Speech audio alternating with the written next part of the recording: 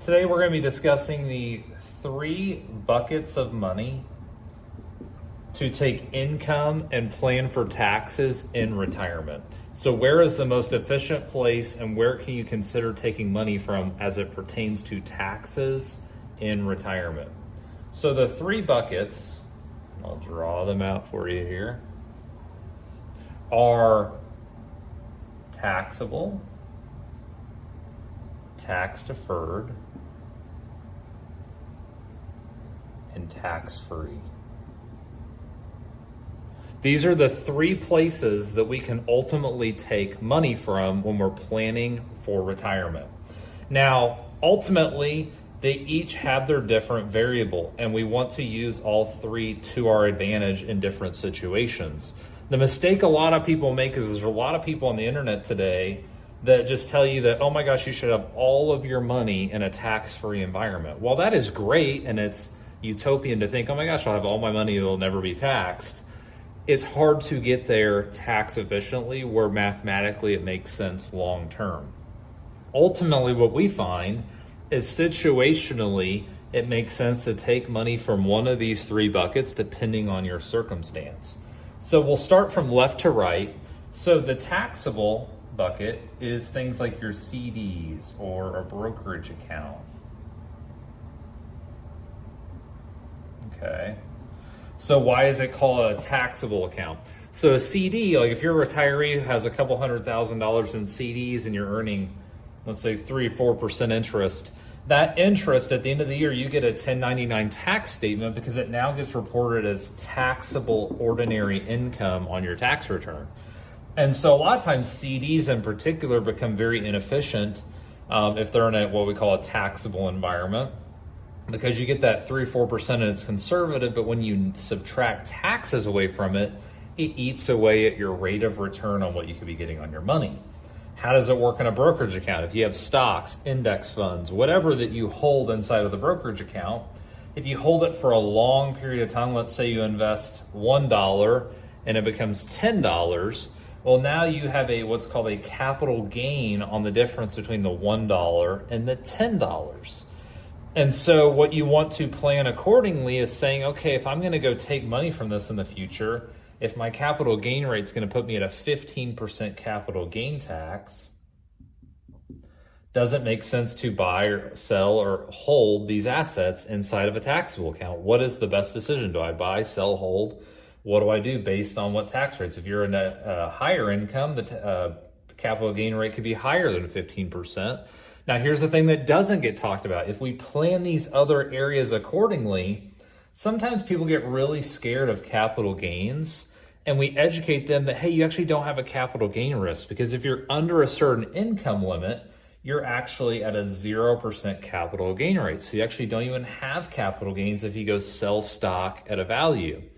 It's also great for legacy planning. Let's say this is money you never end up touching and your kids inherit it someday.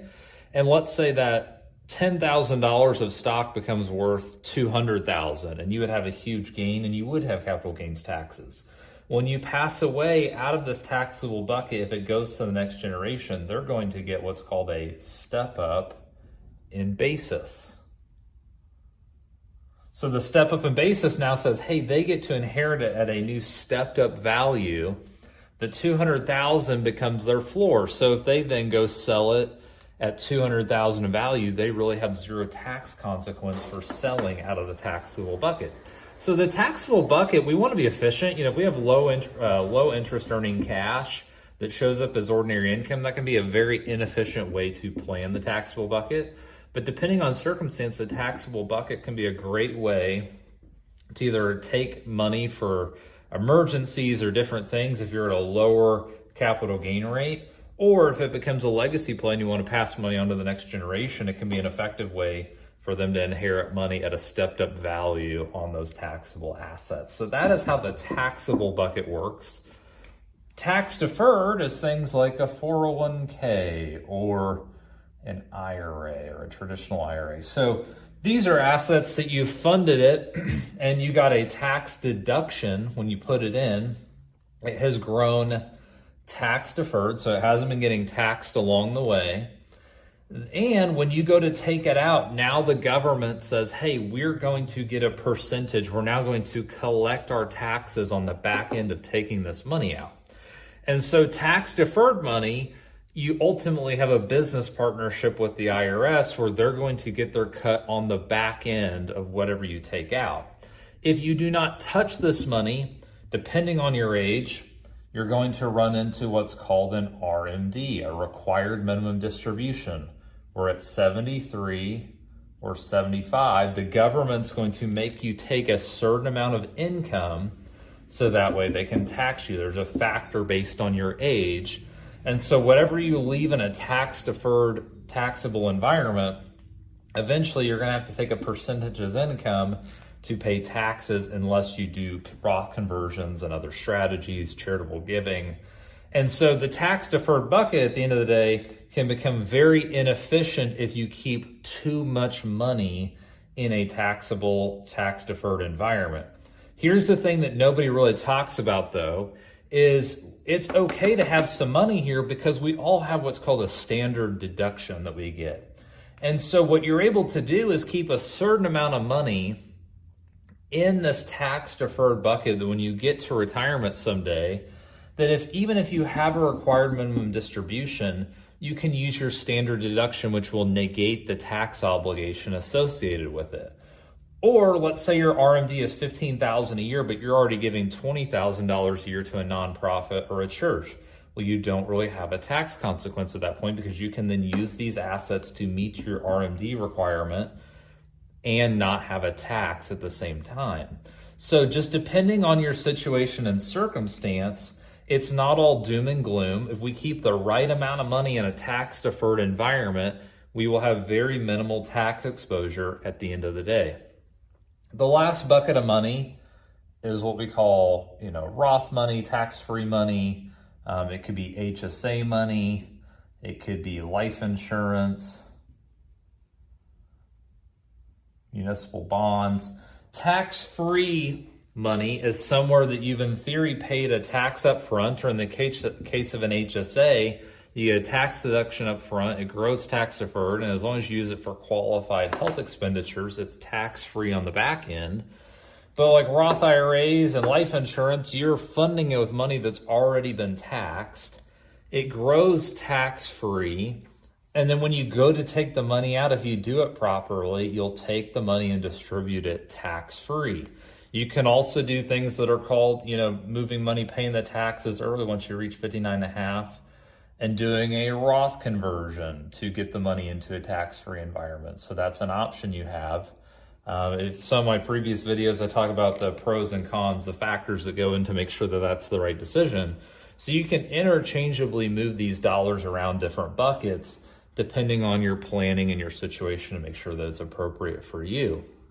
But at the end of the day, what we ultimately want to weigh is, okay, in what situation do we want to take these dollars from? Do we want to take tax deferred dollars to either give and not really have a tax consequence, even though we got the tax deduction on the front end to save money?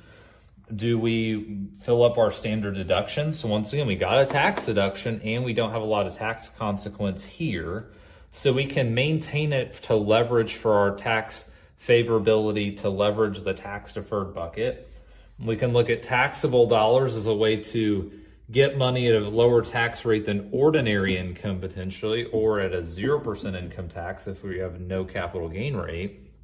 Or at the worst case scenario, the money passes on to the next generation and they get a stepped up value tax-free. The nice thing about the tax-free bucket is Roth money. So if something happens here and there's a remaining balance, there's what's called a 10-year rule. So 10 years, your beneficiaries are going to have to spend this IRA balance over a 10-year period. Well, if you've moved anything or saved anything into the Roth bucket, the 10-year rule does not apply. They can get that money out tax-free without strings attached as to when they have to pull it and pay taxes. How life insurance works is, let's say you have $1 million in life insurance. They're going to get that death benefit completely tax-free because life insurance is a tax-free asset. So ultimately, it depends on your planning, your circumstance, what you're looking to accomplish and achieve.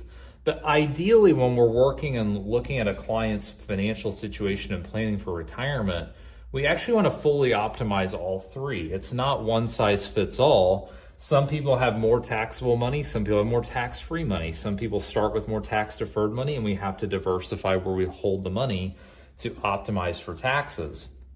Once again, the mistake in what you're going to see a lot online is that you should have all of your money concentrated in one of these different buckets, and there's a lot of bias as to what you should do. But ultimately, what I can tell you from thousands of client interactions is the most successful outcomes, the most successful clients have a little bit of both, and they're leveraging these different buckets to maximize their retirement, financial confidence, and income in retirement. Hopefully this helps as you're making decisions and trying to decide which bucket of money to take income and plan for your retirement.